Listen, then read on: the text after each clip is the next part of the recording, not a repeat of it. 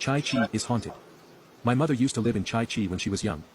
According to my mother, the apartment they have rented was very cheap. It was also known to be eerie and haunted. The first incident was when my mum's bed was located facing directly to the kitchen. My mum claimed that it would be very noisy when all the lights are off. The noise level was as noisy as the flea market. My mum was so afraid that she did not dare to open her eyes.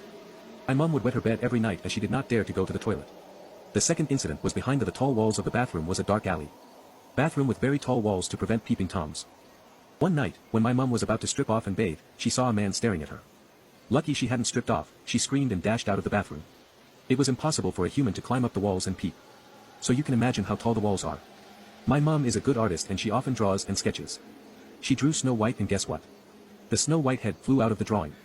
My uncle happened to see it and that poor guy fainted. My mum even saw a woman dressed in red wandering around the house at 12 midnight. My mum was freaked out and she ran to her bed and covered herself in the blanket till dawn. Few years later, the flat was demolished and my mum and her family moved out. When my mum was about to move out, she overheard her neighbor, Mr. and Mrs. Lou's conversation, lucky demolished ah. It's so haunted. Since the couple died, we have no peace lay. I think their spirits are still wandering around. My mum told my grandmother about what she heard and out of curiosity, my grandmother decided to get to the bottom of this before moving out. My grandmother asked them and found out that a newlywed couple died in the apartment they were staying in. The woman found out that his husband had an affair. She got so agitated that she committed suicide after murdering her husband. That explains the noise, the Snow White spirit and peeping Tom. My mum and family were safe and sound after moving out.